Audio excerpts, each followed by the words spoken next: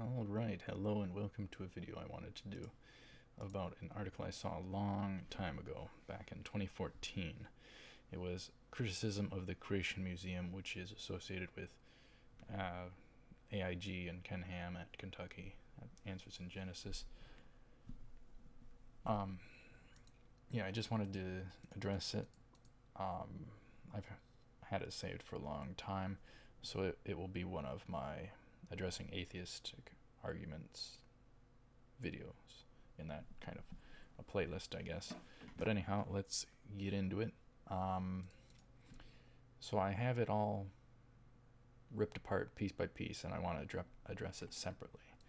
I recorded this already, but I was way too tired, so I'll try it again now. Alright, so the first part is about science. It's not its utter mockery of modern science in favor of a strict biblical take on the universe. Mockery of modern science. Because it's a different worldview, you want to say it's a mockery of evolution mixed with science versus creation mixed with science. Modern science is not evolution. So he's mixing evolution with his science. He's mixing, I assume, his atheistic or evolutionist beliefs about the past, his religion, with science, and thus labeling anything contrary to that a mockery of modern science. So he's probably a strong atheist. And in regards to modern science and science with the scientific method by default excludes God. So you're not going to find him with that. And with the scientific method, how do you know that's the right method? Another thing is, he says a strict biblical take. Well, I could say you have a strict evolutionist take on the universe. And little does he know, universe means single spoken sentence. And what is Genesis 1:1? In the beginning, God created the heavens and the earth. And there's verse after verse. And God said, let there be, let there be, let there be. Single spoken sentence. So, yeah, pretty interesting there. Also, why did he write the article? From an evolutionistic worldview, what is wrong with other religions? See, them coming out and fighting other religions, that exposes their hand as very religious, very, very religious. They want their view taught and no other. That's what the deal is. So, alright, next part has to do with politically correct. And it says, that earns Kentucky's Creation Museum a place on our un-PC list. So it was a un-PC list article from way back. Politically correct, kind of puts a cap on free speech of what you want to say or want to feel like, what your true feelings are. We can't be afraid to say things, all sorts of different types of words, or how we feel about certain things. We should have the free speech. So I would rather be biblically correct than politically correct. Never sacrifice God's word for man's word. And I don't know about this next bit. I do not know about this next bit, but nonetheless, we'll go through it. What makes it controversial is that the museum has refused entry to homosexual people. I almost think I remember there was something about that in the past, but I can't recall if it was true or not, and I don't know if it's true today or not. If it is true or was true, there's probably a lot of reasons for it, a lot of good reasons. You know, maybe they don't want them, kissing in their facility. I think that's fine and hunky-dory. I mean, if you own this place or that place, you have a right to say whoever can come in and out, I think, based upon their behaviors. If someone isn't behaving how you wish them to, I think you have a right not to let them in the place you own. So that's just my thought. But from an atheistic perspective, why would he even write this? What's wrong with that? What is wrong, morally wrong, to not let homosexuals enter the place? So what is morally wrong if such was or is true of that case?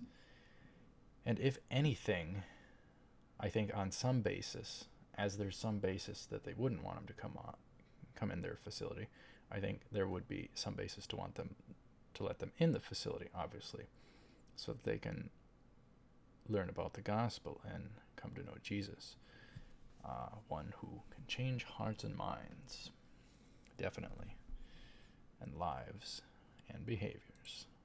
So, all right, the next bit has to do with information. It says, and it also boldly justifies biblical sibling marriage, Adam and Eve's children, with the explanation that the human genome was more pure and hardy then. Yes, that has to do with genetics, DNA, and information. God creating Adam and Eve perfect in the Garden of Eden.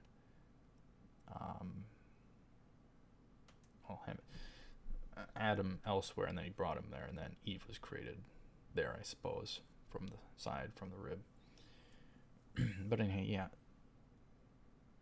The information directly from God, creating man and woman, man of the dirt or of the dust of the ground, and Eve of the rib of the side of the man. So yeah, the information was perfect then. Then there was the fall. Then everything started to break down. God warned that there would be death as the penalty. So, do not eat of the fruit of the tree of knowledge of good and evil, lest you surely die. Fair warning there was. So, there was the fall, genetics took a tumble, our information. Each and every generation, it's breaking down, becoming jumbled, more jumbled than it can fix itself. So we're devolving, not evolving, we're devolving. So yeah, boldly justifies sibling marriage. Yeah, that's true. There was Adam and Eve, one man, one woman, marriage. God commanded them to be fruitful. There's nothing wrong with that. They had kids after the fall, and those kids, boys and girls, they don't have anyone else to marry. So there was no such thing as, the concept of incest back then. There was no such thing. So it's all they had. Adam and Eve were taken, so they had to marry amongst themselves. So it's not really an issue. Boldly justifies biblical sibling marriage. But we'll get into that more in the next bit here, where he says managing to be pro-incest. So he's trying to take jabs at the biblical worldview and the Creation Museum. He's trying to take jabs. Managing to be pro-incest. What are the implications there?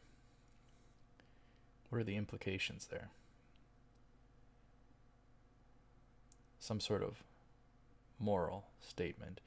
He's trying to say that that's not good. That's not good. Not moral. Well, the problem is that's subjective. That's subjective. All the atheist or evolutionist can offer is subjectivity. So, let's say for a second, and we already dismissed the incest part of it, but genetically, up until a certain point, it wasn't causing problems. Then it started causing problems. God said, no more of this. And over time, it's still creating a larger and larger problem where the information is so similar it can't fix the problems of the same person, of the same parents. It's creating the same problem. So if the same problem, genetics, applies with the same problems, things get worse. You need someone with different information that hasn't broken down where your areas of information have broken down. But it's just ugh. But anyhow, so yeah, it's subjective. He's pretty much, I think, in my interpretation, he's trying to demonize the Creation Museum in the biblical perspective for being pro-incest. Not pro-incest in the modern sense. That's not good. That's not good. Causes problems because the information is broken down so much. And and over time, the more further apart, the more it's causing problems. So that even seems interesting because possibly the eventual would be that it caused problems no matter who you marry. And I'm talking bigger and larger scale than normally. We're still genetically breaking down more than we're building ourselves, or making corrections with the information. But anyhow, so yeah, unless he wants to borrow from the Christian worldview, which he's doing with all these statements, when he's trying to say something's bad or good, when he's attacking the Creation Museum with these words, when he's going after it and the Christian worldview, he's borrowing from the Christian worldview to argue against it, and that don't work. So he's borrowing absolutes and objectivity of Christianity. So let's say for a second, if he's saying being pro-incest is essentially bad, if that's the implication, let's say for example for a second, if I said it was good, for example, if I said it was good, we got two different opinions. Who's right? Who's right? Do we appeal to his mind, my mind, to know what is true? Or do we appeal to the mind of God, the decrees of God, the nature of God, the absolutes of God? Do we appeal to his mind, one mind, Trinity of three persons, but of one mind that decides everything? What he says goes, and what he says not goes is not good. So, and even from a evolutionist worldview, if evolution is true, why not be a Christian? What's wrong with that? Why not?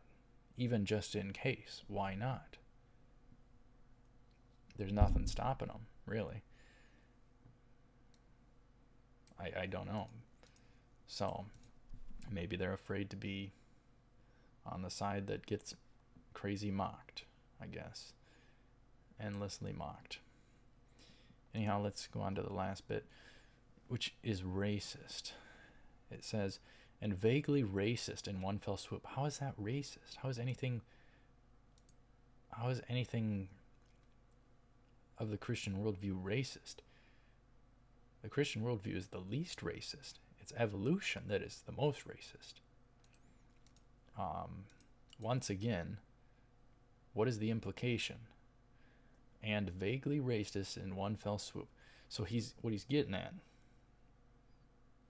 in that, he's essentially saying racism is bad. Racism is bad. What's the implication there? Morals. But he's offering his subjectivity. But the problem is he's borrowing from the Christian worldview by saying that. Well, what he's implying, I guess, is from my interpretation.